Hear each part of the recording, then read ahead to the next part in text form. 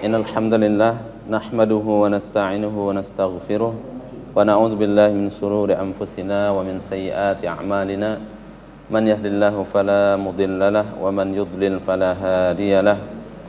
Ashhadu an la ilaha illallah wahdahu la syarikalah wa ashhadu anna Muhammadan abduhu wa rasuluh la nabiyya ba'dah. Asbahna wa asbahal mulku lillah walhamdulillahi la syarikalah la ilaha illa huwa wa ilaihin nusur. Asbahna ala fitratil islam wa kalimatil ikhlas wa ala dini nabiyyina Muhammadin sallallahu alaihi wasallam wa ala millati abina Ibrahim hanifa wa ma kana minal musyrikin. Allahumma ma asbaha bina min ni'matin aw bi ahadin min khalqik faminka wahdaka la syarika lak falakal hamdu wa lakas syukur. Ya Rabbana lakal hamdu kama yanbaghi li jalali wajhika wa 'azimi sultanik. Radina billahi rabba wa bil islami dina wa bi Muhammadin sallallahu alaihi wasallam nabiyyan wa rasula. Jamaah subuh rahimakumullah. Alhamdulillah kita bersyukur kepada Allah Subhanahu wa taala dikumpulkan di tempat yang paling mulia ini, di masjid, di antara masjid Allah Subhanahu wa taala, dan dikumpulkan di waktu yang sangat mulia, yaitu waktu subuh, waktu yang penuh dengan barakah. Rasulullah sallallahu alaihi wasallam mengatakan bahwasanya Allah Subhanahu wa taala memberkahi umat ini di pagi harinya. Baik, jamaah Fathul Huda, Bolo Aret TV yang dirahmati Allah Subhanahu wa taala. Insyaallah pagi ini kita akan bahas tentang surat Al-Lahab, surat yang sangat pendek ini, dan saya yakin kita semua sudah hafal. Karena surat ini surat yang sering dibaca. Surat ini adalah surat yang ke-111. Surat yang ke-111 dalam Al-Quran. Surat ini berbicara tentang sebuah keluarga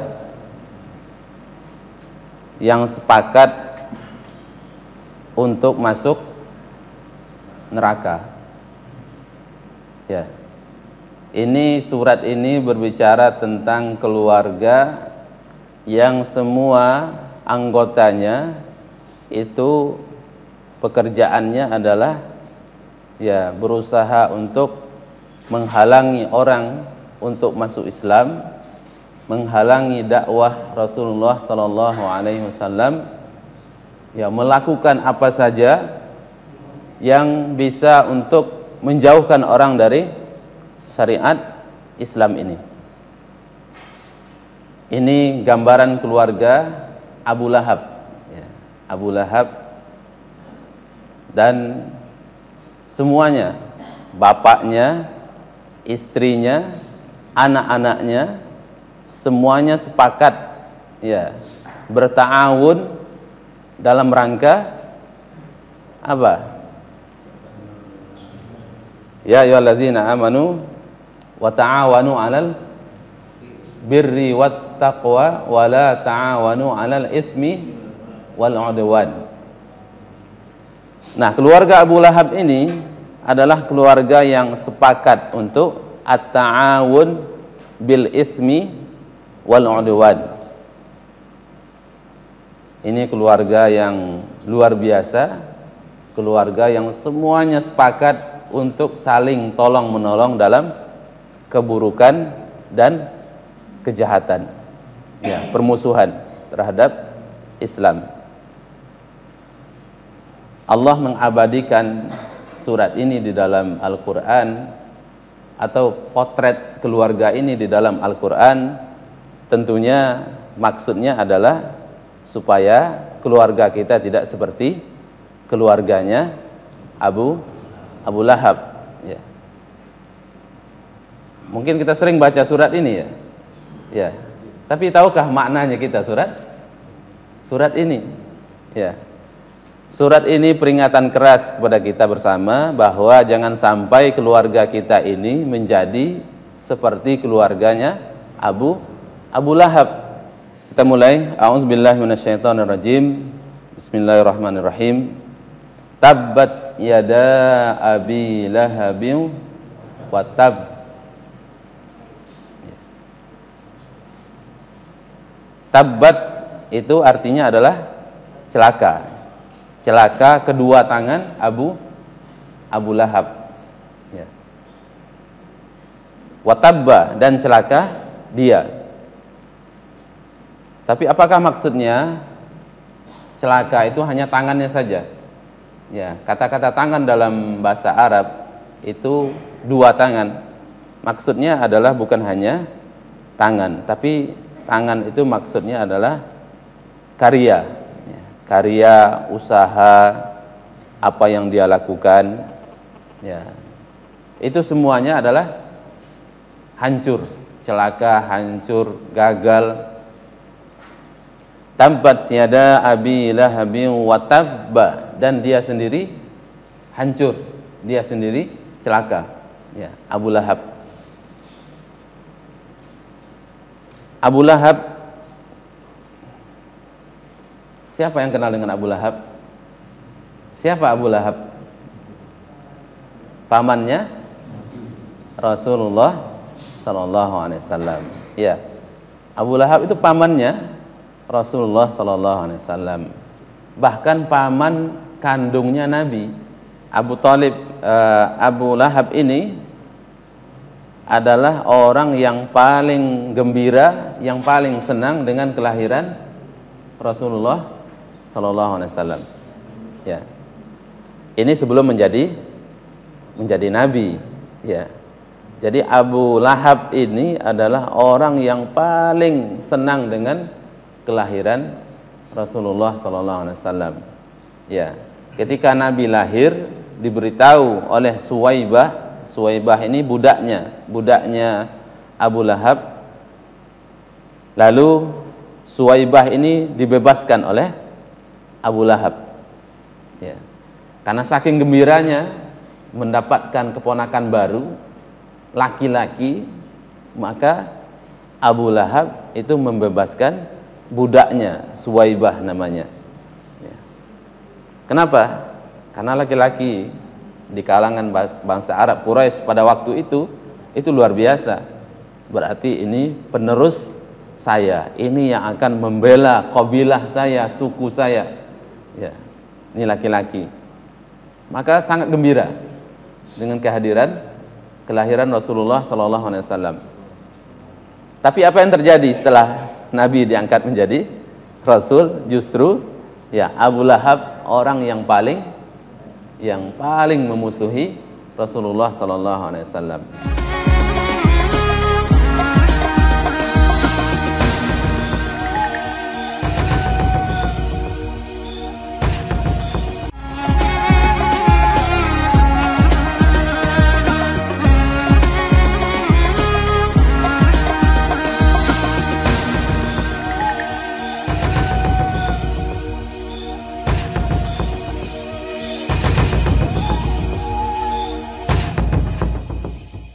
Ketika Rasulullah sallallahu alaihi wasallam menyampaikan ayat surat Asy-Syu'ara ayat 214 yang berbunyi wa anzir ashiratakal aqrabin, dan beri peringatan kepada keluarga dekatmu wahai Muhammad. Maka Rasulullah sallallahu alaihi wasallam mengumpulkan keluarga beliau, Bani Abdul Muttalib, Bani Hashim, ya, Bani Abdiddar, dan semua orang yang ada di Mekah. Karena pada hakikatnya mereka semua adalah keluarga besar Quraisy. Ya. Maka Rasulullah SAW mengatakan untuk masuk Islam, mereka agar masuk Islam, mengatakan asyhadu an la ilaha illallah wa asyhadu anna Muhammadar Rasulullah. Nah, pertama kali yang membantah ya itu adalah Abu Lahab. Bayangkan, dari orang yang paling sayang dengan Nabi, orang yang paling senang dengan kelahiran Nabi, kemudian berubah menjadi orang yang paling benci dengan Rasulullah sallallahu alaihi wasallam. Ya. Kemudian Abu Lahab mengatakan, "Alihadza jama'tana?" Apakah untuk seperti ini kami dikumpulkan, wahai Muhammad? Ya. Hanya untuk urusan seperti ini kami dikumpulkan. Ya. Maka keluarlah kalimat tabban lak. Ya, tabban lak.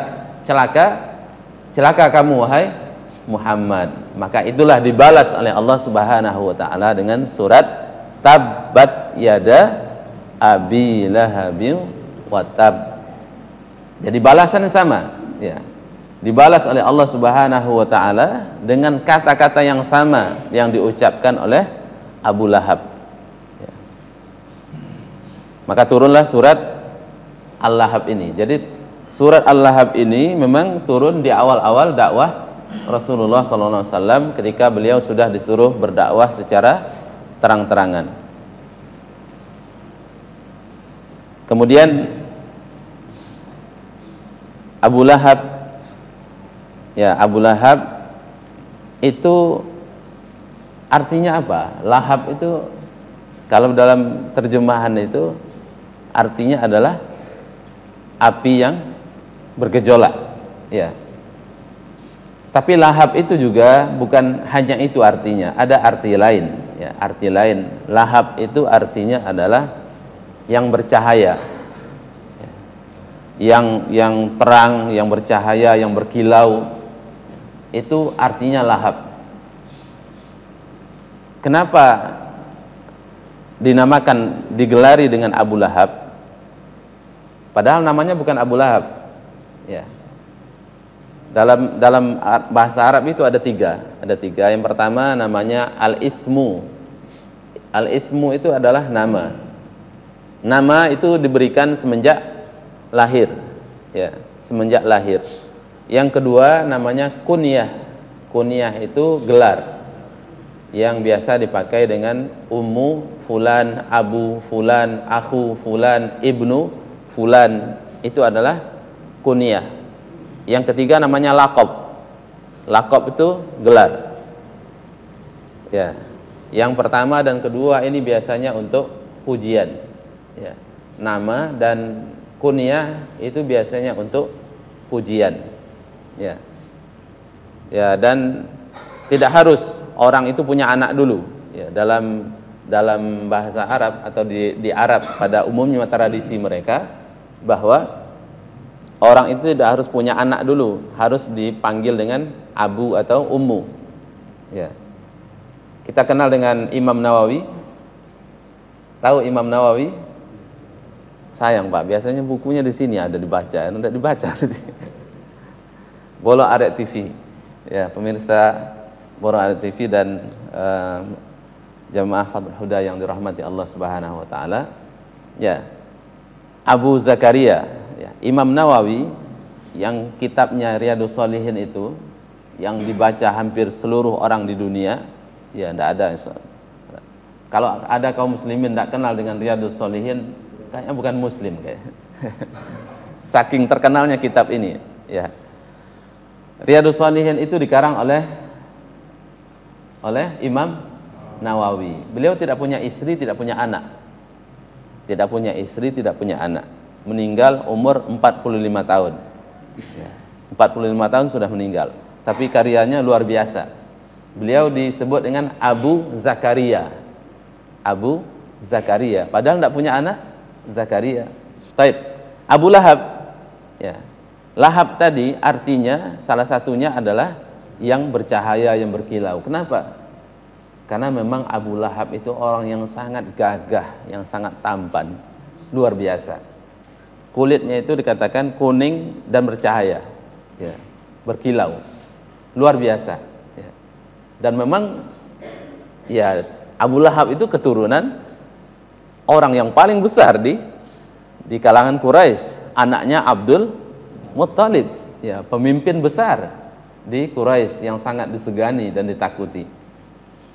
Anaknya Abu Lahab luar biasa, orang yang gagah, yang tampan, luar biasa, maka disebut dengan Abu Lahab.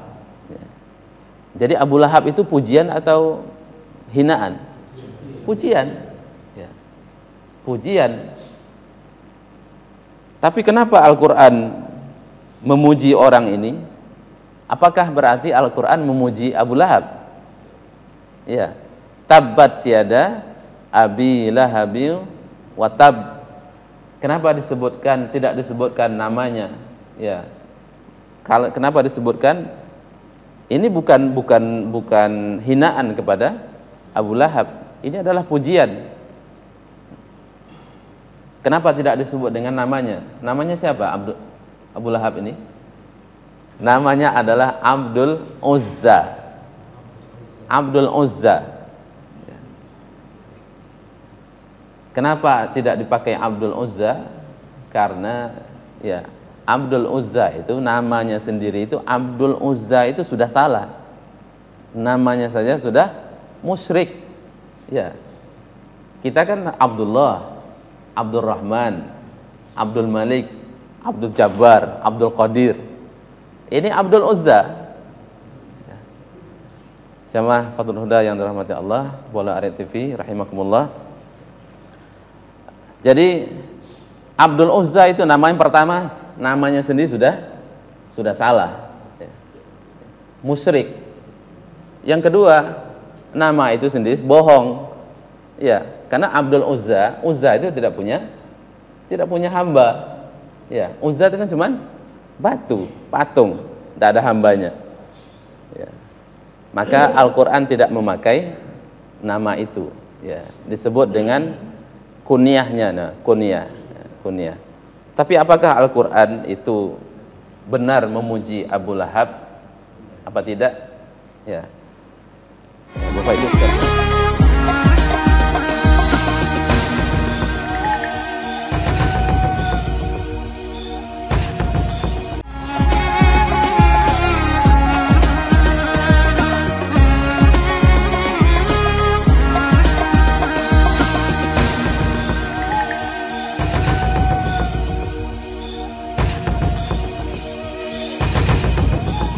Bapak Ibu sekalian yang dirahmati Allah Subhanahu wa taala, Bola Arya TV, bahwa ya, kalau kita dipuji, orang kalau dipuji, ya, itu mana yang lebih menyakitkan? Ya, orang itu dihina dari awal atau kemudian dipuji lalu dijatuhkan.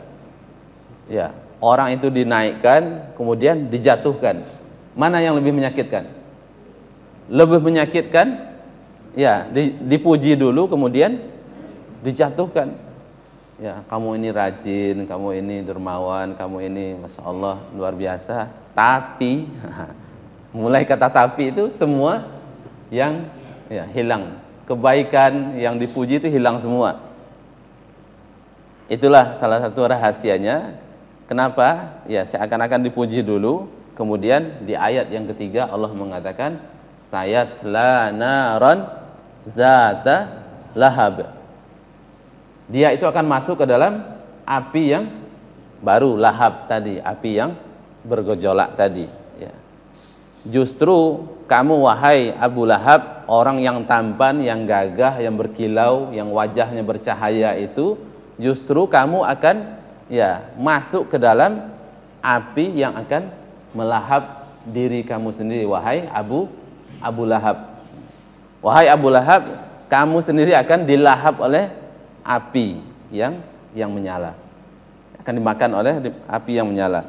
Sayasla naran zata lahab. Dan ini lebih menyakitkan bagi orang. Ya, seakan-akan dipuji dulu, kemudian ya dijatuhkan. Baik. Ayat yang kedua. Jadi tadi nama Abu Lahab ini adalah Abdul Uzza. Ya, Abdul Uzza. Jadi Al-Quran tidak pakai nama itu. Karena pertama, nama itu adalah musyrik. Yang kedua, nama itu sendiri bohong. Ya, tidak ada. Abdul Uzza, ya Uzza tidak punya hamba. Ma aghna anhu maluhu wa ma kasab. Ya. Ma aghna, tidak berguna ya baginya. Yang pertama apa? Maluhu, hartanya. Wa ma kasab. Ya, wa ma kasab. Wa ma kasab ini ada dua makna. Makna yang pertama adalah anak-anaknya. Ya. Ma aghna anhu maluhu wa ma kasab. Kenapa? Karena Abu Lahab itu adalah orang yang paling kaya. Hartanya luar biasa. Orang kaya raya. Ya. Paman Rasulullah yang paling kaya adalah Abu Lahab, ya. Abu Thalib biasa saja, ya. Tapi yang paling kaya adalah Abu Lahab. Maka Al-Qur'an mengatakan ma aghna anhu maluhu wa ma kasab.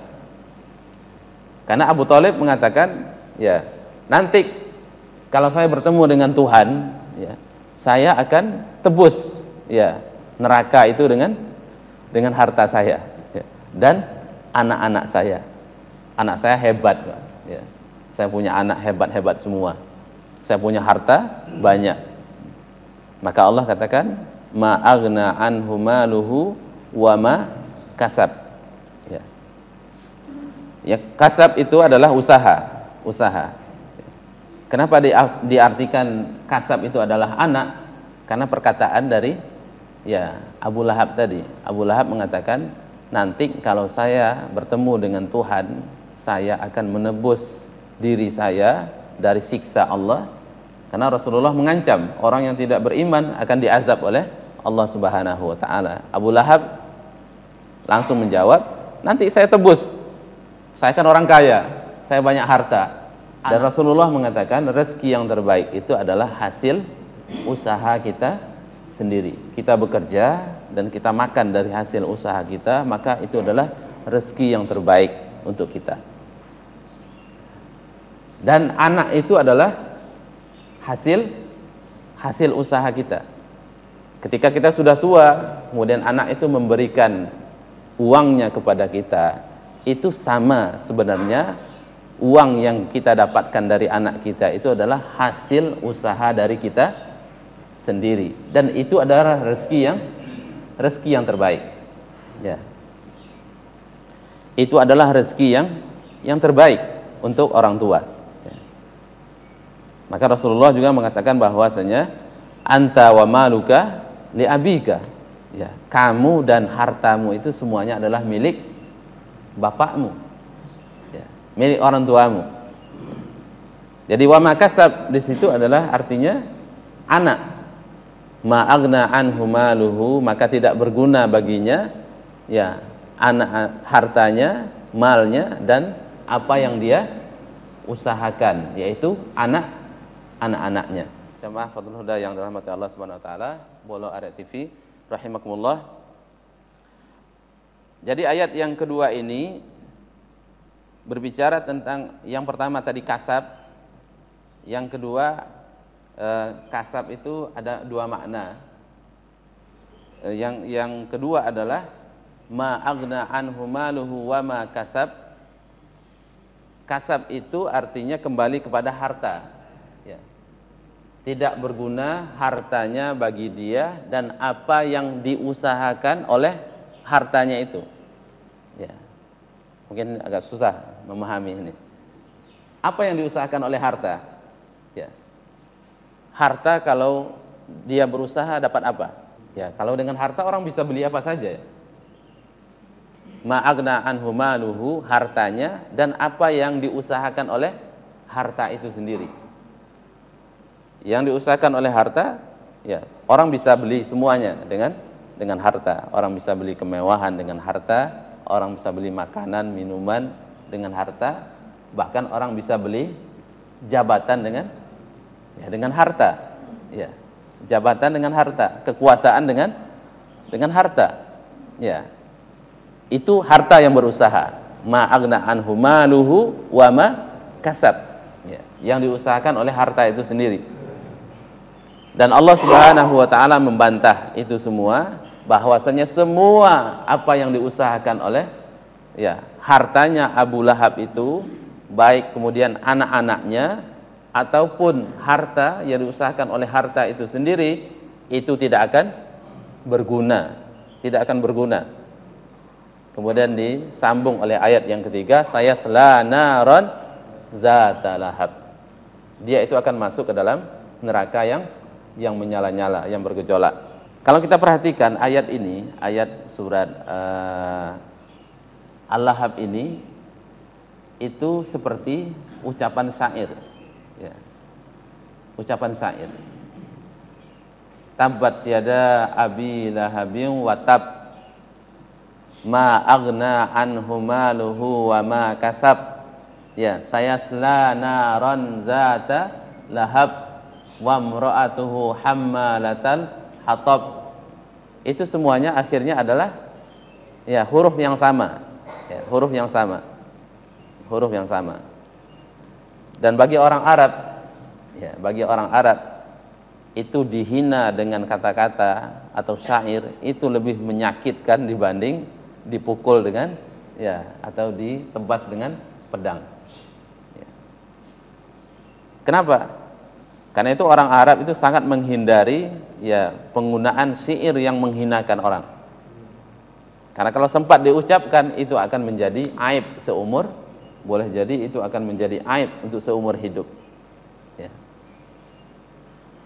Karena itu ketika Abu Lahab dan keluarganya mendengar kata-kata ini, maka Abu Lahab bertambah marah, bertambah marah. Bayangkan kata-kata ini didengar oleh semua orang, orang Mekah semuanya tahu, dipermalukan oleh Allah Subhanahu wa taala. Bukan hanya syair yang biasa, ini luar biasa, kata-katanya luar biasa. Bagi Abu Lahab dan keluarganya ini sangat menghinakan.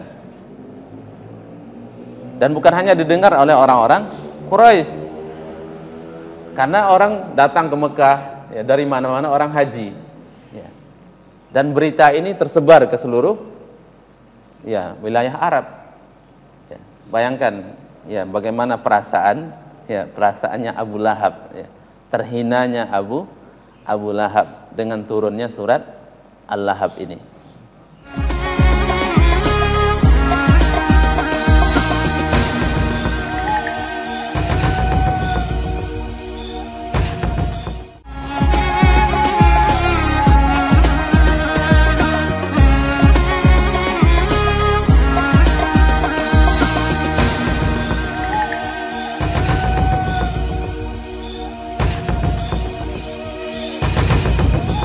Karena itu setelah turun surat Al-Lahab ini, semakin marah dan semakin benci Abu Lahab dengan dakwahnya Rasulullah sallallahu alaihi wasallam. Kemudian istrinya setelah turun ayat ini, istrinya namanya Ummu Jamil. Ummu Jamil ini adalah wanita yang sangat terhormat.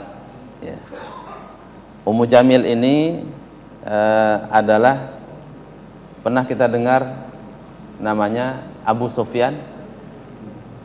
Siapa Abu Sufyan? Abu Sufyan pemimpin besar Mekah. Abu Sufyan itu pemimpin besar Mekah dari Bani Umayyah, Dan Bani Umayyah mereka terkenal dengan kepemimpinan mereka, luar biasa. Maka nanti ada lahir namanya dinasti Bani Umayyah, dinasti pertama di dalam Islam. Itu dipimpin oleh Bani Umayyah, baru nanti Bani Abbasiyah. Dan dari Bani Umayyah itulah lahir seorang pemimpin besar Khulafaur Rasyidin, yaitu Utsman bin Affan radhiyallahu anhu. Jamaah Fathul Huda yang dirahmati Allah, Bola Arad TV rahimakumullah. Jadi Utsman bin Affan itu lahir dari Bani Umayyah. Bani Umayyah luar biasa. Nah, istrinya Abu Lahab ini adiknya Abu Sufyan. Abu Sufyan bin Harb. Ya. Arwa bintur Hab. Jadi Ummu Jamil ini, Ummu Jamil istrinya Abu Lahab itu adalah wanita yang sangat luar biasa. Memang wanita berpengaruh ya, dari keturunan orang-orang terhormat ya, dari Bani Umayyah, dan juga kaya ya, keturunan orang-orang kaya sama seperti Abu Lahab. Kemudian ya, mendengar berita ini, maka dengan marahnya ya, Ummu Jamil ini datang kepada Nabi. Nabi lagi duduk di Ka'bah, membawa batu ya, sebesar yang bisa dia bawa. Dicari Nabi, mana Muhammad ya, mana Muhammad, saya akan ya lempar ya Muhammad dengan batu ini. Rasulullah duduk berdua dengan Abu Bakar di Ka'bah ya, Ka'bah ya. Kemudian di depannya Ummu Jamil ini tanya ya, istrinya Abu Sufyan tanya, mana Muhammad ya, mana sahabatmu ya. Orang lain kan bingung semua ya, orang melihat semua ya. Kata Abu Bakar, ya Rasulullah ya, apakah dia tidak melihat Anda? Kata Nabi, Allah menutup pandangan ya Ummu Jamil dari saya. Itu Nabi di sampingnya tidak lihat, sehingga pergi sudah ya. Ini kehinaan pertama bagi Ummu Jamil itu sendiri ya. Bayangkan dia tertawakan di depan Ka'bah oleh orang-orang sebanyak itu di Mekah ya. Apakah masih tidak percaya dengan kenabian Nabi Muhammad SAW ya. Jelas ini Ummu Jamil tanya sama Abu Bakar ya. Abu Bakar sendiri bingung ya, ini Nabi di samping saya ya. Makanya akhirnya Abu Bakar tanya, wahai Rasulullah, apakah dia tidak melihat engkau ya. Allah menutupi pandangan Ummu Jamil dari saya. Maka Ummu Jamil ini ya, ayat berikutnya Allah mengatakan wa mura'atuhu hammalatal hatab, dan istrinya Abu Lahab itu adalah pembawa kayu bakar. Kayu bakar ini kalau zaman dulu untuk menghidupkan api ya. Hammalah itu artinya adalah membawa ya. Hammalah itu dari kata hamilah. Hamilah itu artinya adalah yang membawa. Tapi kalau hammalah itu sangat sering membawa ya. Hamilah, hamil ya, hamil, ibu-ibu hamil dibawa kemana-mana kan ya. Tapi kalau hammalah ya, hamil itu kan sekali bawa ya. Kalau hammalah itu sangat sering membawa ya, sangat sering membawa kayu bakar ya. Bayangkan kira-kira membawa kayu bakar itu, duri kayu ya, yang akan diletakkan di tempatnya Rasulullah lewat dan dibakar kayunya, kemudian diletakkan duri-duri di situ menghalangi jalannya Nabi. Kira-kira itu pekerjaan ya laki-laki atau pekerjaan perempuan bawa kayu seperti itu? Itu bukan pekerjaan ya, pekerjaan orang terhormat seperti itu. Itu pekerjaan orang-orang yang terhina, budak ya. Maka ya, kehinaan yang pertama tadi dihinakan di depan Ka'bah, yang kedua dia itu terhinakan dengan pekerjaannya sendiri ya. Dengan membawa kayu bakar itu berarti dia menjadi orang yang terhina, padahal dia wanita yang terhormat. Kurang apa? Kaya, cantik, keturunan orang-orang hebat, tapi mau menghinakan dirinya untuk menghalangi dakwah Rasulullah sallallahu alaihi wasallam. Baik, jamaah Fathul Huda, Bolo Aren TV rahimakumullah. Mungkin sampai di sini dulu. Kita buka sesi tanya jawab. Monggo silakan kalau ada. Bismillah. Assalamualaikum warahmatullahi wabarakatuh. Waalaikumsalam warahmatullahi wabarakatuh. Ustaz, seperti kita ketahui bersama bahwa bagian Rasul sebelum diangkat jadi Rasulullah kan terkenal dengan Al-Amin ya. Amin. Seluruh kafir Quraisy sangat percaya pada beliau. Kemudian tatkala beliau diangkat sebagai Rasul, kemudian membawa visi misi menegakkan kalimat thayyibah la ilaha illallah Muhammad Rasulullah, mereka ingkar, ya kan? Padahal bukti-bukti baik secara kasat mata serta udah sangat jelas, kemudian berbagai macam bukti yang luar biasa itu dipertontonkan oleh baginda Rasulullah kepada kafir Quraisy. Kenapa kok sampai beberapa orang, bahkan banyak orang tidak segera beriman? Ya. Mohon dijelaskan, Ustaz. Terima kasih. Assalamualaikum warahmatullahi wabarakatuh. Assalamualaikum warahmatullahi wabarakatuh. Ya, itulah hikmah Allah Subhanahu wa taala. Ya, yahdi man yasha wa yudlil man yasha.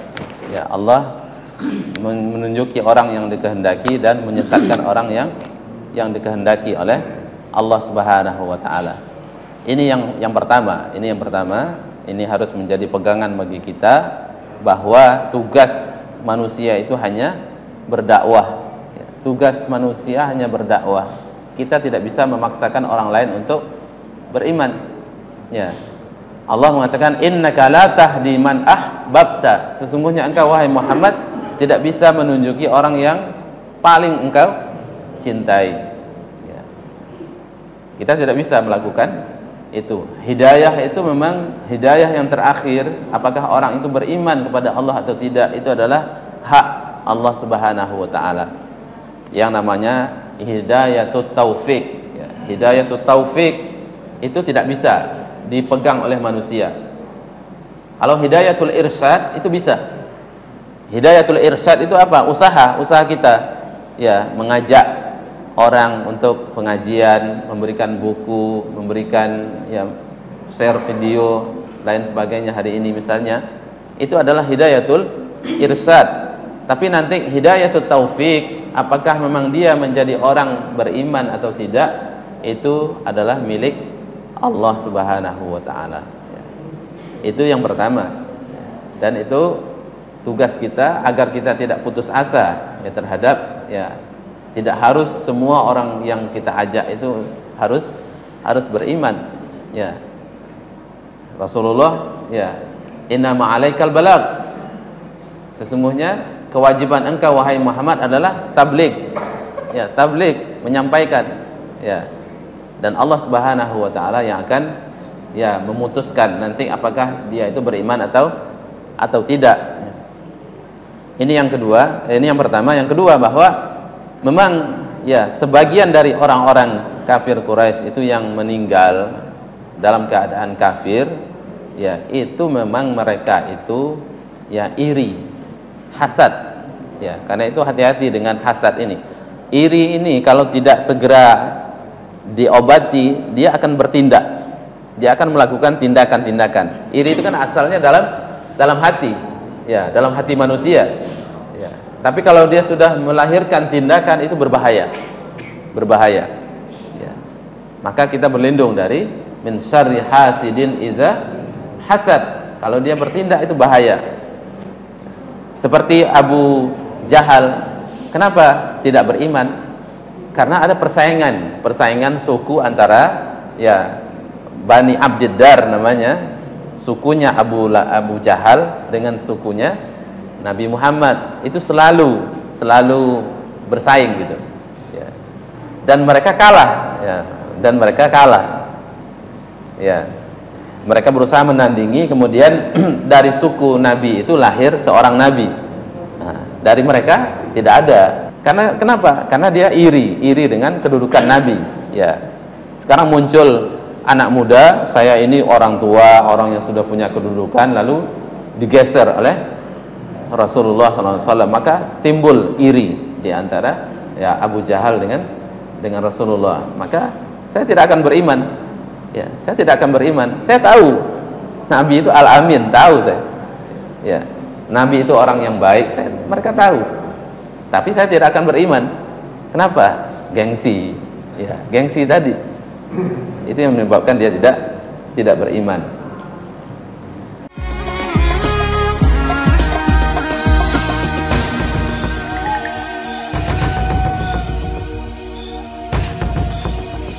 Maka ya inilah dan orang kafir sendiri yang tidak beriman itu percaya dengan doanya Nabi. Heran ya. Ini orang tidak beriman tapi percaya dengan doanya Nabi. Bahkan takut dengan doanya Nabi. Nanti anaknya Abu Jahal itu ada dua, namanya Utbah dan Utaibah. Ini sebagaimana yang kita ceritakan tadi, karena saking baiknya persahabatan atau baiknya hubungan Nabi dengan pamannya, wajarlah paman kandung, orang yang paling sayang pada Nabi di waktu kecil.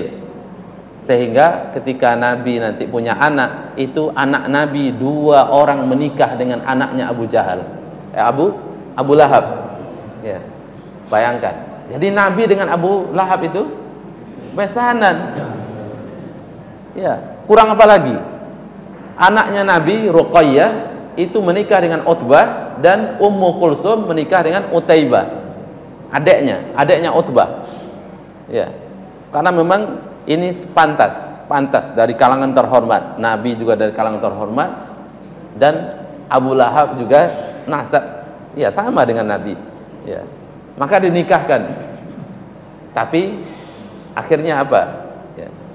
Akhirnya Abu Lahab ini menyuruh cerai ya, karena sakit hatinya turun surat ini ya, bayangkan dipermalukan, satu negara dipermalukan dan ini abadi.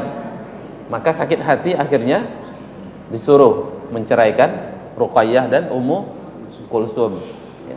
Ummu Kulsum supaya tahu ya, supaya Muhammad tahu bagaimana rasa sakitnya punya anak janda, kan begitu ya.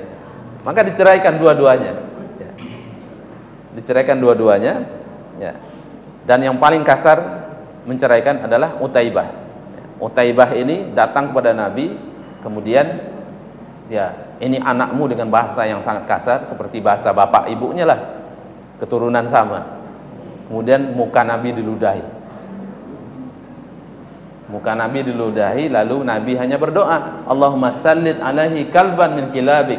Ya Allah, serbulah anak ini ya dengan salah satu anjing dari yang engkau punyai. Dalam perjalanan dagang, ketika melewati gurun pasir, bermalam di situ, kemudian Abu Lahab teringat dengan doa Nabi ini. Bayangkan, ini orang kafir tapi percaya dengan doanya Nabi. Ya. Lalu dia mengatakan, lindungi anak saya. Maka dia itu tidur dikelilingi oleh unta karena takut. Kemudian Allah Subhanahu wa taala kirim seekor singa, lalu singa itu tidak makan unta itu. Unta disuruh minggir dong. Yang dimakan Utaibah. Utaibah itu dimakan mati di hadapan bapaknya sendiri. Ya. Nabi minta anjing, dikirim singa. Itulah Allah Subhanahu wa taala ingin menghinakan keluarga ini. Itu mati di depan bapaknya sendiri. Jadi pertama tadi memang Allah Subhanahu wa taala tidak akan ya, kalau hak petunjuk itu adalah milik Allah. Yang kedua memang ada sebagian dari mereka punya hasad, iri tadi dan tidak beriman. Maka akhirnya nanti Fathu Makkah itu semua orang Mekah beriman. Semua Mekah beriman. Monggo pertanyaan yang lain. Assalamualaikum warahmatullahi wabarakatuh. Waalaikumsalam warahmatullahi wabarakatuh. Mohon tanya Ustaz. Tindakan Abu Lahab kepada Rasul yang paling menyakitkan itu apa? Terus yang kedua kali, laknat itu atas doa Rasulullah apa langsung dari Allah Subhanahu wa taala? Terima kasih. Assalamualaikum. Laknat kepada Abu Lahab itu langsung dari Allah apa doa dari Rasulullah? Tentu semuanya sangat menyakitkan Nabi ya. Bayangkan kalau kita berbicara di depan umum, kita ini keponakan ya, kita merasa paman kita ini adalah pembela kita, yang dia itu akan melindungi kita, lalu kita berbicara di depan umum dengan persangkaan kita akan mendapatkan dukungan luar biasa, terutama dari keluarga kita, lalu kita bicara, setelah itu kita dibantah oleh paman kita sendiri, bagaimana rasanya? Ya, kita dijatuhkan di depan umum oleh paman kita sendiri yang sangat menyayangi kita, bahkan sampai menjadi ya besanan tadi. Kemudian ya Abu Lahab itu mengatakan, tabban lak alihaza jama'tana, wahai Muhammad, apakah untuk seperti ini kami dikumpulkan? Celaka kamu, hancur kamu, binasa kamu. Itu kan kalimat tabban lak. Itu saya kira sangat menyakitkan sekali hati Rasulullah sallallahu alaihi wasallam. Dan diriwayatkan bahwa kalau Nabi berjalan kemudian mengajak orang, itu Abu Lahab di belakangnya. Jangan bohong, kazab. Langsung begitu kan. Karena memang dia paman kan. Dia punya kekuasaan, memang dia orang kaya. Ya. Nabi Muhammad keponakan, ya masih kecil. Ya. Tetap saja kan. Paman orang itu kalau sudah besar, kalau memang dia itu pamannya itu dia yang menggendong dulu waktu kecil, tetap aja dianggap anak kecil walaupun sudah tua. Kemudian yang kedua yang paling menyakiti saya kira adalah perceraian tadi. Ya, perceraian antara, bayangkan dua anak Nabi diceraikan langsung. Ya. Tapi Rasulullah ya sabar. Kemudian Allah ganti dengan orang yang paling mulia dan orang yang paling lembut, orang yang paling berakhlak, yaitu Utsman bin Affan. Ruqayyah setelah cerai dengan Utbah itu langsung ya, Utsman kebetulan belum menikah, maka orang provokasi semua, ini gimana nih ya, cocok ini Utsman dengan Ruqayyah, ini cocok sekali ini ya. Akhirnya Utsman menikah dengan Ruqayyah, orang yang terbaik ya, orang yang terbaik ya. Utsman itu masya Allah akhlaknya luar biasa, orang lembut ya, pemalu luar biasa ya, dinikahkan oleh Allah, oleh Rasulullah dengan orang yang terbaik ya, berkat ya sabar. Kemudian nanti Ummu Kulsum juga dinikahkan oleh Rasulullah dengan Utsman bin Affan ya. Karena Ruqayyah meninggal setelah perang Badar, kemudian ya Ummu Kulsum belum menikah juga, maka Ummu Kulsum dinikahkan oleh Rasulullah dengan Utsman bin Affan. Kemudian Ummu Kulsum meninggal lagi. Ummu Kulsum meninggal lagi. Zainab sudah keburu diambil oleh Ali. Kata Nabi, kalau saya punya putri satu lagi, saya nikahkan dengan engkau wahai Utsman bin Affan. Ya, Fatimah sudah menikah dengan Ali. Kata Nabi, kalau belum menikah, saya nikahkan dengan Utsman lagi. Ya, begitu mulianya Utsman bin Affan radhiyallahu anhu. Jamaah Fathul Huda, Bola RTV rahimakumullah. Mudah-mudahan apa yang kita sampaikan tadi dapat menambah ilmu kita menjadi ilmu yang bermanfaat, dan kita diberikan oleh Allah Subhanahu wa taala barakah dari ilmu itu sendiri, sehingga mudah-mudahan keluarga kita menjadi keluarga yang Rabbana habalana min azwajina wa dzurriyyatina qurrata a'yun, keluarga yang menjadi keluarga yang bahagia, anak-anak soleh solehah semuanya, dan menjadi pemimpin bagi orang yang bertakwa. Baik, marilah kita tutup dengan berdoa kepada Allah Subhanahu wa taala. A'udzubillahi minasyaitonirrajim. Bismillahirrahmanirrahim.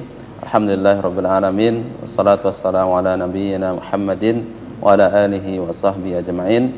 Rabbana zalamna anfusana wa illam taghfir lana wa tarhamna lanakunanna minal khasirin. Rabbana la tuzigh qulubana ba'da idh hadaitana wa hab lana min ladunka rahmah innaka antal wahhab. Rabbana hab lana min azwajina wa dzurriyyatina qurrata a'yun waj'alna lil muttaqina imama. Rabbana atina fid dunya hasanah wa fil akhirati hasanah wa qina azabannar. Subhana rabbika rabbil izzati amma yasifun wa salamun alal mursalin walhamdulillahi rabbil alamin. Kita tutup dengan doa kafaratul majlis. Subhanakallahumma wa bihamdika asyhadu an la ilaha illa anta astaghfiruka wa atubu ilaik. Banyak maaf. Wassalamualaikum warahmatullahi wabarakatuh.